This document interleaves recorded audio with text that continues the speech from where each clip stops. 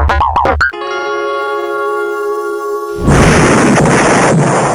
and welcome to Who Dares Rolls TV, and I'm your host, Mike B. Today we're going to do something that I've kind of shirked from doing for a great many years. It's a list, yes, a top 10 list. Everyone does them, and I'm trying to avoid that really. But I think it is time we embraced this long-standing tradition of making lists of stuff. So, being a massive movie fan, I love movies and comic books and all that sort of stuff as well. So, as well as my board game collection, it is also a massive movie and comic book collection. So I thought, well, you know what? Let's have a look. Let's cover the top 10 movie and TV themed board games. What an exciting idea. Now, before we get started, let's have a look at the rules behind this. Rules are very important.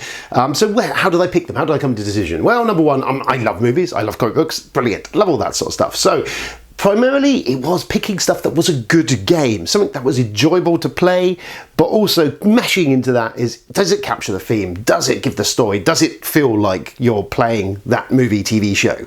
Is it close? Does it thematically tie together? So that's kind of the ground rules here. So without further ado, let us kick off on the proceedings of the top 10 movie and board game related stuff, board game theme stuff. Yes.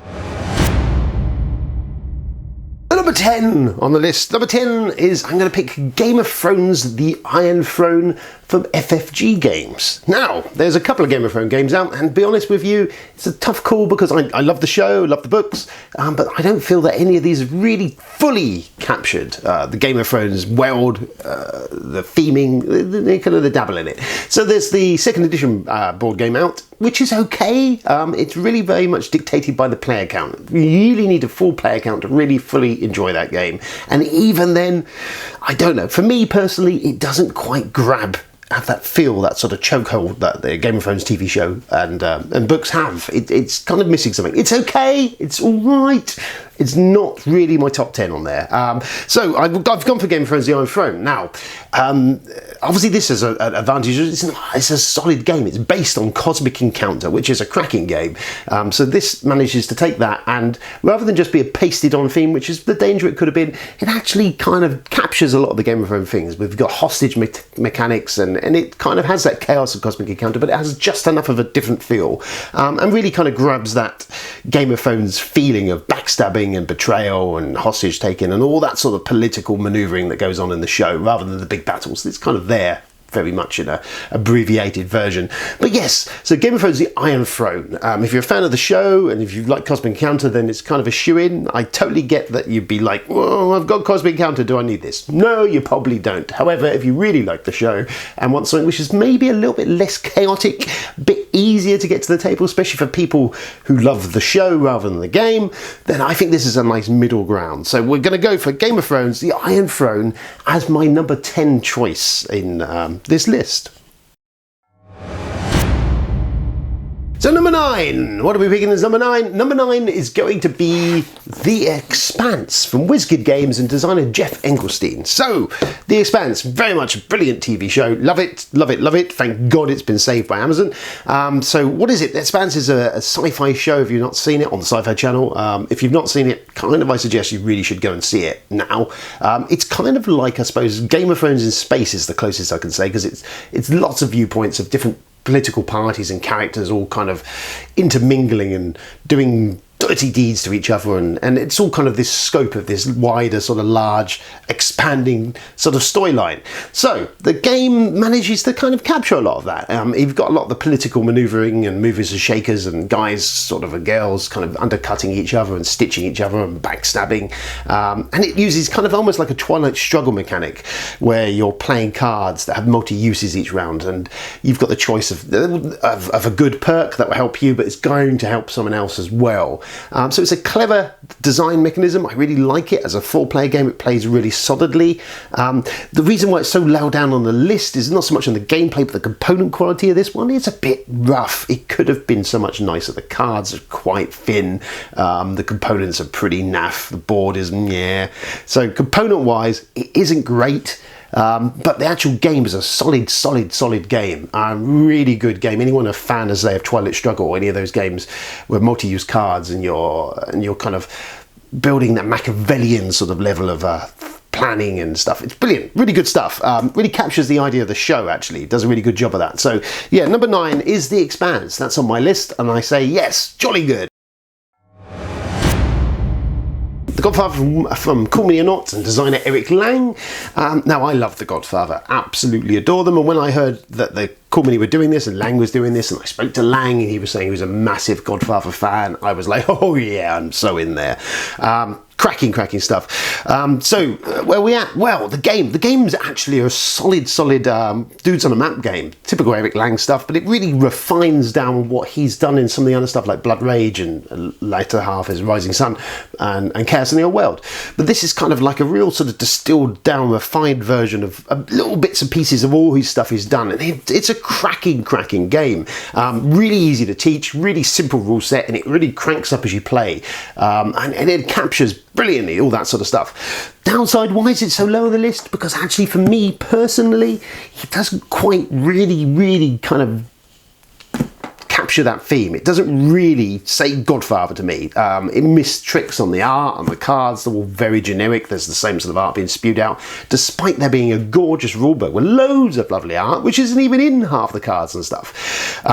So that's why probably it doesn't go as high as it did if it really caught the theme. It feels like a good gangster worker placement game, Dudes on the Map game, and any sort of mob game. As a Godfather game, it's a little lacking in the theme for me, theme department, but as it stands, it's a cracking game, well worth hunting down, really good to teach, as I say, really quick, easy rule set, has some really great mechanics on there, lots of sort of betrayal as you would think, people getting mowed down, but it has this kind of, as I say, this sort of escalation of gameplay where initially, there's only literally a couple of rules to the game really, you play something and you do something and that's it, but as more locations are open, as the rounds go by, more stuff happens, more characters are added to your pools that you can use and cards and stuff, it kind of cranks up into this sort of real kind of epic-y sort of dudes on the map, fighty gangsters, mowing down people stuff. Real vicious game, lots of nasty stuff to be done to each other. Really good stuff. Really love this game. So yes, if you're a fan of the show, fan of the movies, yeah, okay, it's there, just about kind of just thinly layered on there. But as a game itself, it stands, it's a brilliant, cracking game and highly recommended. So number 7 of these board game themed stuff, I'm going to pick Legendary Encounters from Upper Deck. So it's based on the Marvel Legendary mechanics system.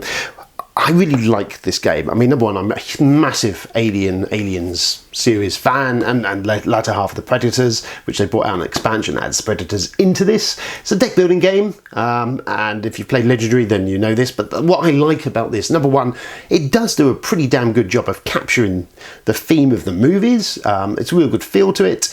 Artwork is kind of all over the show. Some of it's really not bad, some of it's terrible. It seems to be a thing that the Legendary games, especially things like Firefly and the other stuff that's come out, some of it's just shocking. So the art is a bit all over the place, so that's probably why it's lower down. As a game, it's really solid. I really like what the Encounters games did above Legendary, is that they added some more story to it. So there's actually a feel of you're playing through the movies, so you feel like you're trying to achieve the goals in there. So it does a really good job of capturing it. You get a lot in the box. I mean, there's the expansions sort of push it to the extreme, but it covers all the Alien movies.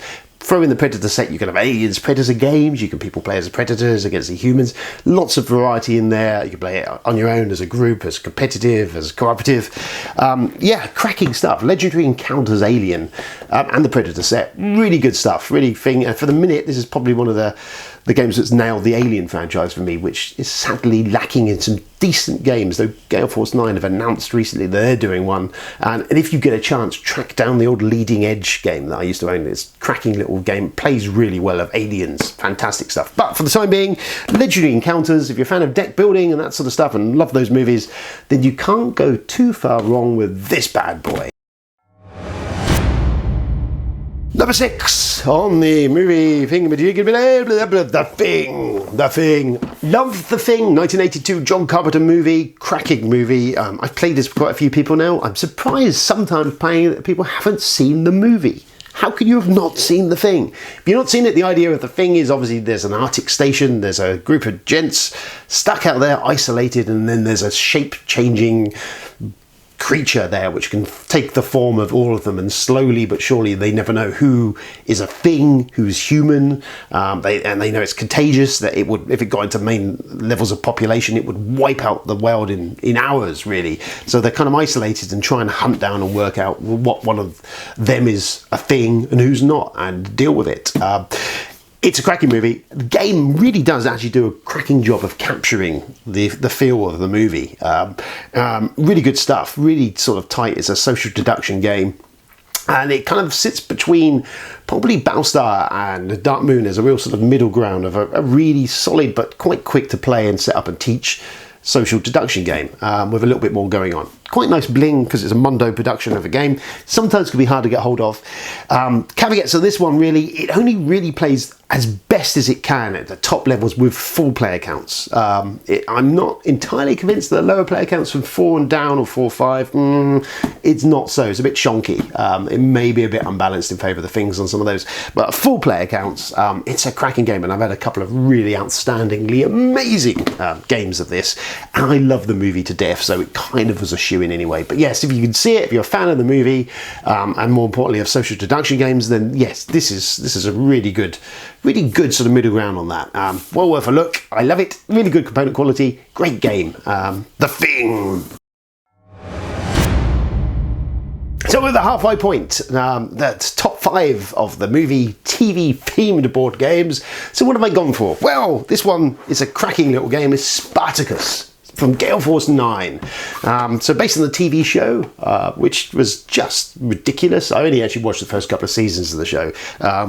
It was violent and full of nudity and terrible language. Fantastic stuff. So yes, this is probably for me at the moment is one of the rarities of a real good gladiator game, and it captures it very well in that you have this whole sort of about 3 or 4 rounds of the play where you're initially buying your slaves for your ludus and getting income, and then you're buying gladiators that are actually a gladiator stable, and there's some betting and bidding, blind bidding in there, and then you get the end of the round of a round is actually a gladiator combat where you send one of your prize fighters into the arena against someone else, with this really cool dice-based fight mechanism where you roll dice for each of your stats, of your attack, your speed and your defense, and as you take wounds you lose dice from your pool, and you can buy extra gladiators in markets. So there's this whole sort of really cool aspect of everyone's got their prize fighters, and it's really good stuff. There's betting on the games. It captures the feel of the TV show really well, and it's got some absolutely cracking solid mechanics in there. It's a real beer and pretzels sort of